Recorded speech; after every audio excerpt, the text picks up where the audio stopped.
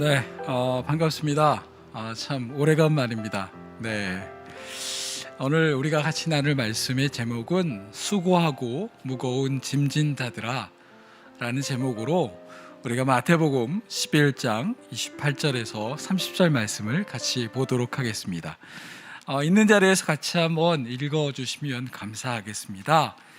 있는 장소는 다르지만 한 마음으로 같이 말씀을 읽도록 하겠습니다. 시작.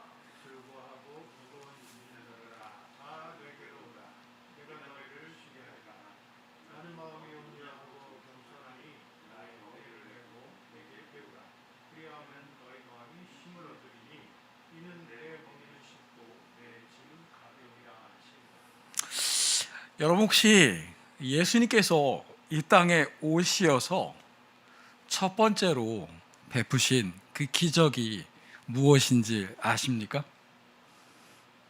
네. 이죠? 네. 네. 가나 혼인잔치에서 술을 만드신 것이 그분이 이 땅에 육신을 입고 오셔서 처음으로 하신 기적의 첫 이야기였습니다. 몇몇 세큘러한 세속적인 그리스도인들은 이것을 근거로 예수님께서 첫 번째 하신 기적이 술인데 마셔도 되지 않겠느냐 라는 말을 하기에 저희들도 한잔 해봤습니다. 예, 물론 무알콜 음료였음을 다시 한번 주지하며 여러분에게 양해의 말씀을 드리겠습니다. 저는 어린 시절 그 의미가 뭔지 몰랐던 그 시절에도 이 단어가 주는 그 따뜻함이 있었습니다.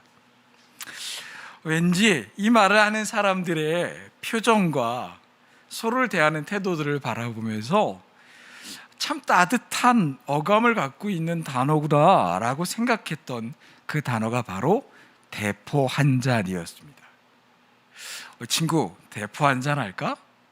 라는 이 한마디에 제게 보여진 여러 가지 모습들은 참 따뜻한 이미지였기에 그것이 술을 한잔 하자는 얘기라는 것을 알지 못하는 어린 시절에도 참 따뜻하구나 라고 생각했었답니다. 네, 사실 이 단어의 유래는요, 세조 때에 여진족을 물리치고 돌아온 신숙주에게 세조가 수고했노라고, 그리고 살아 돌아와서 고맙노라고 이야기하며 그 고마움을 표현하고자 큰 바가지에 넘치도록 막걸리를 부어서 주었다라는 그 유래에서 전래가 되어온 단어입니다. 대포, 커다란 박인 거지요. 우리 일상을 살아가면서 우리는 삶이 쉽지 않다라는 것을 점차로 느끼게 됩니다. 그런 와중에 힘을 잃기도 하고 실망하기도 하고 하나님께 실망스러운 마음에 그득그득 찰 때도 우리는 종종 경험하게 됩니다. 그럴 땐 사실 대단한 신학적이나 성경적인 말들의 나열이 별로 위로가 되지 않습니다. 왜냐하면 실망은 사실이나 그 진리를 몰라서가 아니라 그저 현실에 대한 피곤함 때문에 생긴 우리의 느낌이기 때문에 그런 것이죠. 왜 피곤한지, 왜 힘든지 과학적으로 의학적으로 사실을 몰라서 피곤한 것이 아니라 그냥 피곤하니까 피곤한 것입니다. 그래서인지 종교개혁자 루터는 그의 제자 제롬에게 이러한 이야기를 했다고 합니다. 여러분 알다시피 성경에 많은, 그리고 기독교 역사에 위대한 인물로 칭송되어지는 많은 분들 중에 이 우울증에 시달리는 분이 꽤 많은데요, 이 루터의 제자인 제롬도 심각한 우울증에 시달리고 있었다라고 합니다. 그런데 그는요, 이 제롬에게 제롬, 이 우울증과 이 어려움을 이기기 위해서 종교개혁 95개 조항을 달달 외우게, 아니면 개신교의 신학적 기초가 이런 것이라네 라고 성경 공부를 하지 않았습니다. 오히려 그에게 이러한 말을 전했다라고 이야기합니다. 제롬, 그 어떠한 경우에도 고독을 피하게나, 그리고 우리 가족과 할 수 있다면 어울려서 우리 집에 와서 함께 웃고 용기를 내서 끔찍한 생각을 쫓아내보게. 마귀가 그런 생각들로 자네를 괴롭힐 때마다 당신은 함께할 사람들을 찾아가 한잔하며 농담도 주고받고 한바탕 즐겁게 지내도록 하는 것이 도움이 될 것일세 라고 그는 영혼의 밤을 지날 때라는 책에서 제롬에게 한 이야기입니다.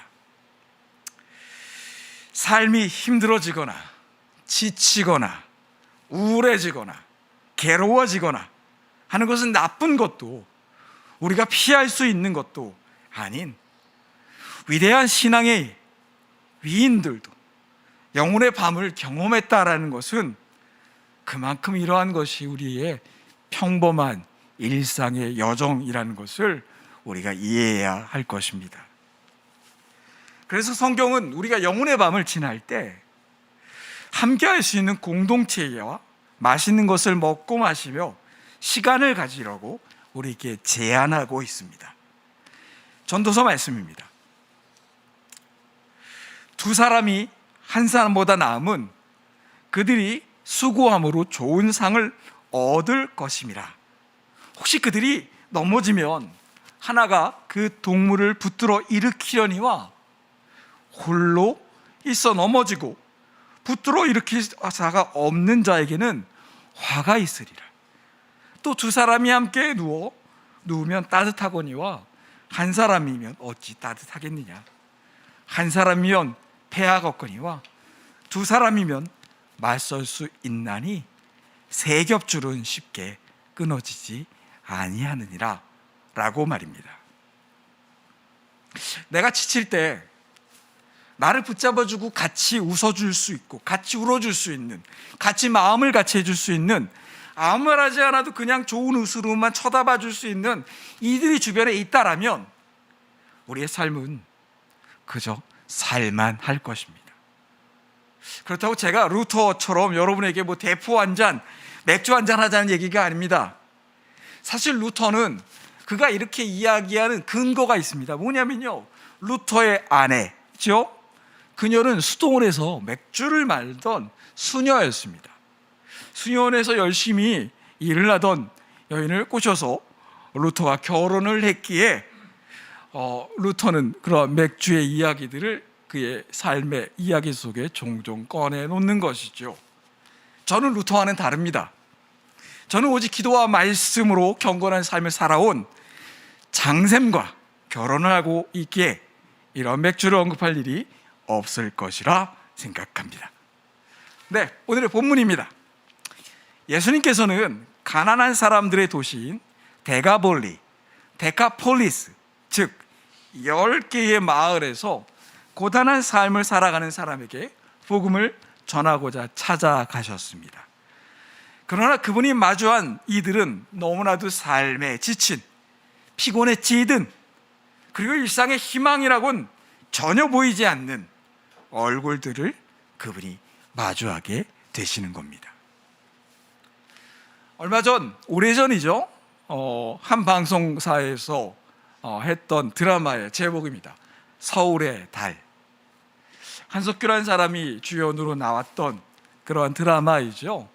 그 배경은 서울의 달동네입니다.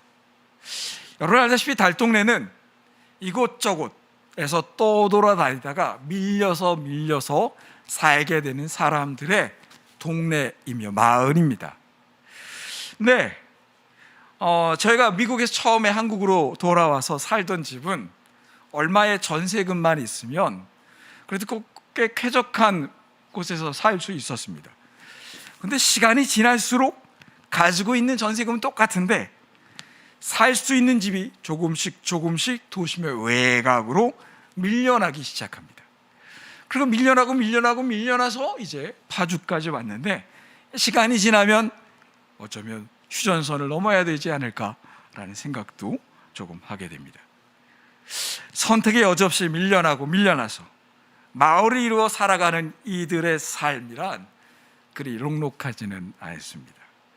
그럼에도 불구하고 그들은 지금의 우리들처럼 최선을 다하면 성공할 수 있다고, 열심히 하기만 하면 가족을 안전하게 부양할 수 있다라는 문명의 거짓말에 속아 스스로를 최선 그 이상으로 혹사시키며 피로한 삶을 살아가게 되는 것입니다. 그러나 하루가 지나고 또 하루가 지날수록 그 믿음은 현실에서 이루어질 수 없는 현실의 전랑을 맛보게 되고, 열심히 살아가지만 형편은 나아지기보단 고단함만 더 나르러가는 CFS, 만성 피로증후군에 모든 사람들이 고난받게 되어지는 것입니다. 그나마 그런 경제적인 희망이 없는 이들에게 하나님 나라라는 소망을 외치는 소리는 그들에게 희망이 되었습니다. 그래, 우리의 희망이 이 땅에만 있는 것이 아니지, 하늘에 우리의 소망이 있어 라고 마음의 위안을 받고 있었습니다. 그런데 어느 날 그들에게 그 이야기들, 그 메시지를 전하며 그들에게 희망을 주었던 한 선지자 요한이 헤롯에게 붙잡혀 수치와 온갖 고난을 받는 것을 보며, 과연 요한이 이야기한 그 희망이라는 것이 사실일까? 라고 그들은 의구심에 빠져들게 되었습니다. 네, 또한 그 소리를 외치는 요한도 마찬가지였습니다. 그토록 외치던 그분이 정말 기다리던 메시아일까? 혹 그토록 옳다고 여겼던 선택이 잘못된 것은 아닐까? 비록 힘들고 고되더라도 광야에서 먹을 것을 잘 먹지도 못하고 주위에 떨기도 했지만 그래도 이렇게 하는 것이 옳은 것이라고 믿으며, 그것을 믿음을 갖고 하나님께서 나를 인정해 주실 거라고, 그 기다리는 그분이 메시아일 거라고 믿고 싶었는데, 이렇게 교회 생활하면서 이렇게 자신을 희생해가면서 나 자신을 보호해가면서 교회를 이뤄가는 것이 옳은 것이라 믿었는데 어느 순간 이것에 위기심이 드는 것입니다. 기대했던 것 달리 감옥에 갇히고 고난에 받으며 메시아라고 믿었던 그분은 자신이 생각했던 것과는 조금은 다른 모습들을 보인다라는 소문이 그에게 들려오자 요한은 감옥에서 점차 초조해지기 시작했습니다. 혹 나의 믿음이 잘못된 것은 아닐까? 라고 말입니다. 일상의 삶도 신앙도 희망도 벼랑 끝으로 내몰리게 되고, 아무리 발버둥 쳐도 보일 것을 벗어날 길이 잘 보이지 않습니다. 아무리 기도해보고 하나님은 귀를 막고선 우리의 간구에 듣지 않으시는 것 같습니다. 하나님을 기대하라고, 그분을 신뢰하라고, 그분을 기다리라고 하지만 그 말을 한 요한마저도 감옥에 갇혀서 그 죽음에 임박했다라는 이야기를 듣고 아무리 믿으려고 애써보지만, 그리고 하나님이 요한을 구원해 주세요라고 기도하지만 하나님의 기적은 그들에게 보여지지 않고 있습니다. 여기저기서 하나님 정말 당신에게 실망했습니다 라는 소리가 들려오기 시작합니다. 마치 사랑하는 사람에게 배신당한 것처럼 사람들은 하나님께 실망을 하게 되었습니다. 하나님만은 믿었는데 내 속마음을 하나님께서는 알고 계실 텐데, 그래서 내 깊은 속마음을 그분께는 열어 보여드렸는데, 그래서 하나님은 내 편이라고 생각하고 하나님께 그래서 내 인생을 걸었는데 그 기대가 무너지는 것을 경험하며 어이가 없고 속상합니다. 이젠 더 이상 하나님이 계시다 안 계시다의 문제가 아닙니다. 오히려 그들을 아프게 하고 그들을 실망시킨 것은 나를 실망시킨 하나님에 대한 배신감으로 마음의 상처를 받아 더 이상 그분을 신뢰할 수 없는 상황, 그래서 차가워진 마음이 된 것이 그들의 상태였던 것입니다. 그렇게 차가워진 그들에게 어떠한 복음도, 어떠한 성경도, 어떠한 위로도, 어떠한 위대한 라피의 이야기도, 성경의 많은 이야기들도 그들을 위로하지 못하였습니다. 그러던 중 그들의 마을에, 그들의 동네에, 그들의 삶 속에 예수님께서 찾아오신 겁니다.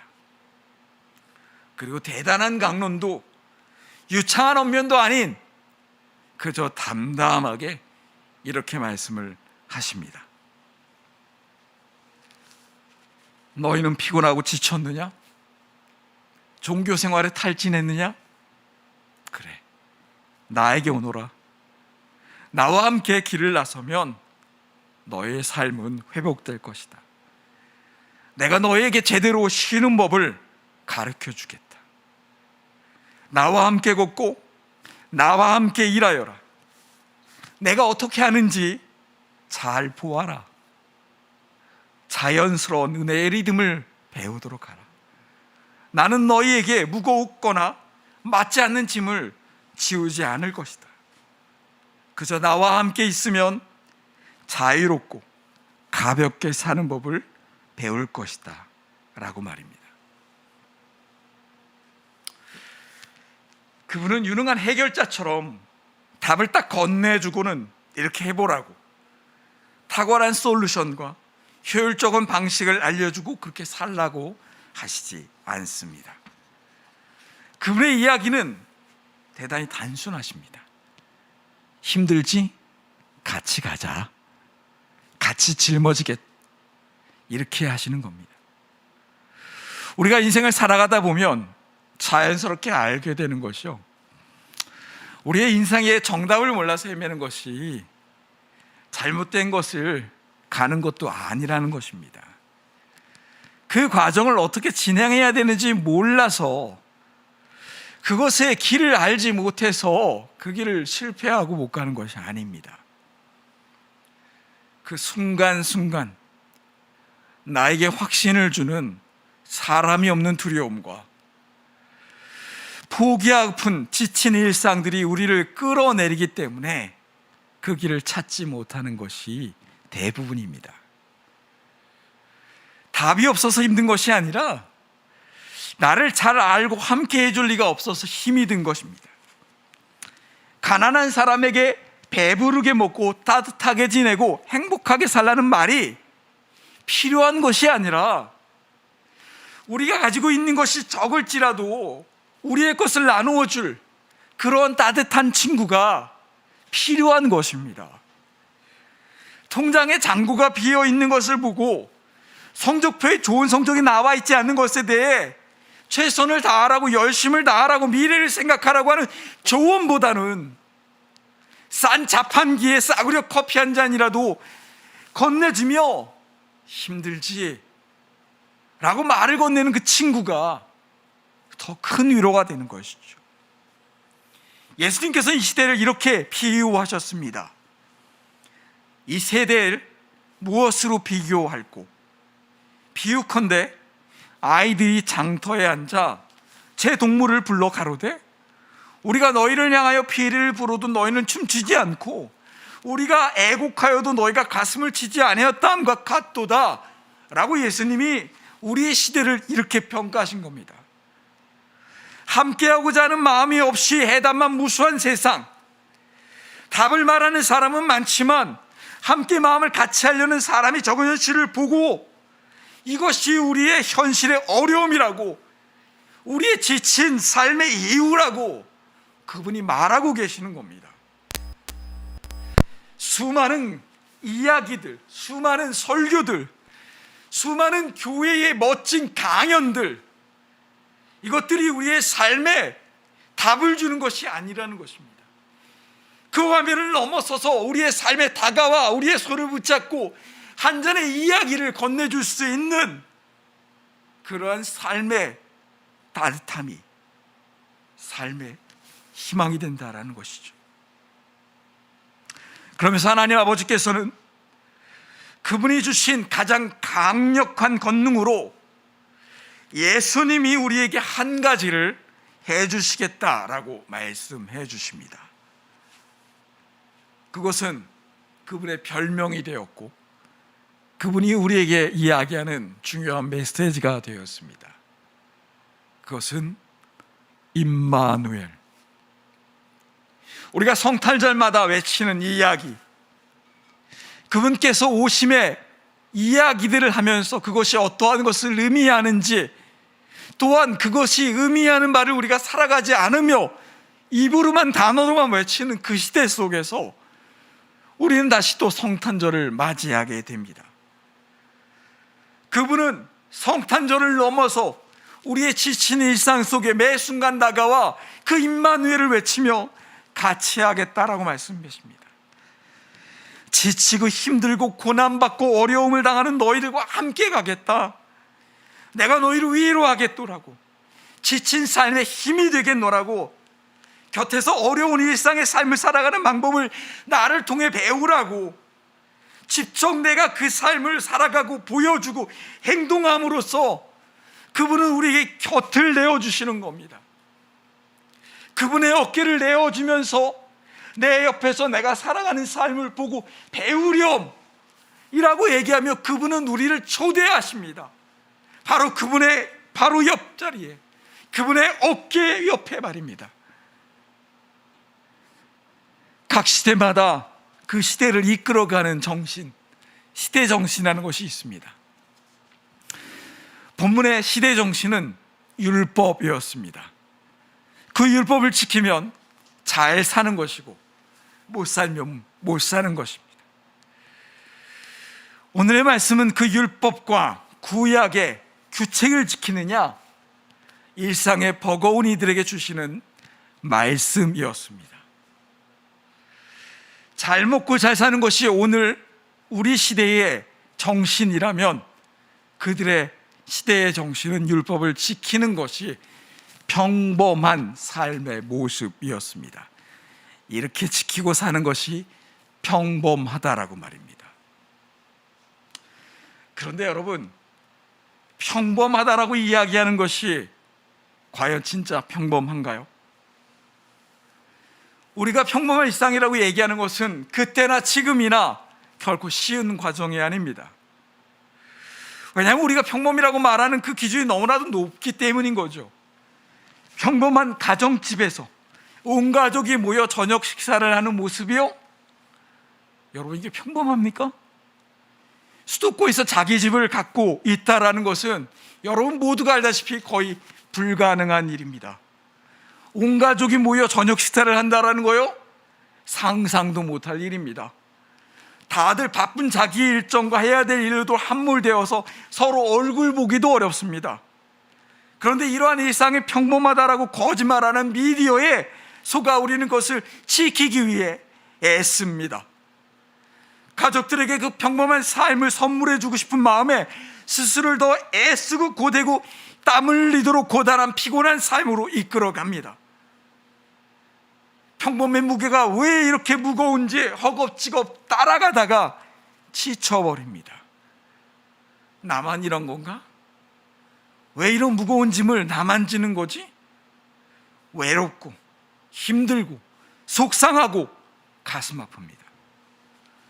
율법의 규칙만 지키면 축복받을 것이라고 욥처럼 어떠한 시련에서도 그 믿음을 지켜가며 살아가는 것이 그저 평범한 신앙의 모습이라고, 그러나 그러한 삶을 살아가는 사람이요? 없습니다. 여러분, 사람들이 그려내듯이 예수님은 신적인 분이시지만 그분은 동시에 역사적인 인물이십니다. 1세기 팔레스타인에서 태어나 가난이 일상이었던 그 땅에서 실체적인 고민과 고통을 하나하나 경험하면서 그 삶을 살아간 한 인간이십니다. 먹을 것이 부족해서 느껴지는 배고픔의 아픔을 경험하셨고요, 못질을 하다가 잘못할 손가락을 찧어 그 손에 느껴지는 고통을 경험하셨던 분이십니다. 그러기에 그분은 고상한 단어가 아닌 굉장히 처절하고 의미심장하고 무거운 단어를 써서 우리에게 오늘의 본문을 이야기하는 것입니다. 수고하고 무거운 짐, 여러분, 이 표현은 너무나도 유약하게 표현되었습니다. 사실 이 단어가 갖고 있는 원어의 의미를 표현한다면요, 한숨도 조금도 한숨을 내쉬면서 못해 먹겠다라는 탄식을 외치면서도 옴싹달싹할 수 없는 해결할 수 없는 한계의 절벽에서 그 몸이 조여오는 상태를 경험하지 않고서는 쓸 수 없는 그러한 무거운 단어들입니다.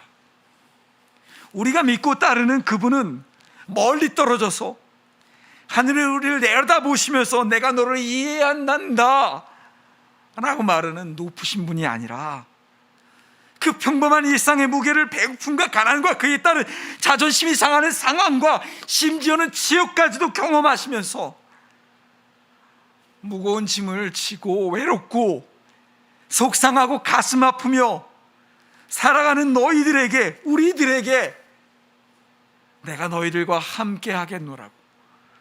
그리고 그것을 이루기 위해 이 땅에 인카네이션, 성육신하셔서 우리와 같은 인간의 육체를 입고 우리와 같은 지친 현실 속에서 그 삶을 경험하시면서 우리에게 그 다음 이야기하는 겁니다. 내가 너 옆에 있어 줄게 라고요. 그분은 대단한 말로 오신 것이 아닙니다. 임마누엘, 그분이 오시기 전 천사가 그분의 모습을 표현한 것입니다. 아무도 이해할 수 없을 것 같고 일상의 무거운 삶에 치여 쭈그리고 있을 때조차도 그 옆에 조용히 서 계시는 것, 때론 아무 말 없이 그의 곁을 지켜주기도 하시고, 때론 위로와 격려와 때론 뜨거운 감정으로 우리의 외로운 삶을 지켜주십니다. 수고하고 무거운 짐진 자들아, 다 이리 와라. 내가 너희에게 쉴 수 있도록 도와주겠다. 어쩌면 그리고 그분은 그 다음 말로 힘들지 우리 대포 한잔 하자꾸나 라고 말할지 모르겠다라는 발칙한 생각으로 마지막을 짓습니다. 같이 기도합시다. 이 시간 들으신 말씀 생각하시면서 조용하게 하나님께 기도로 나아가겠습니다.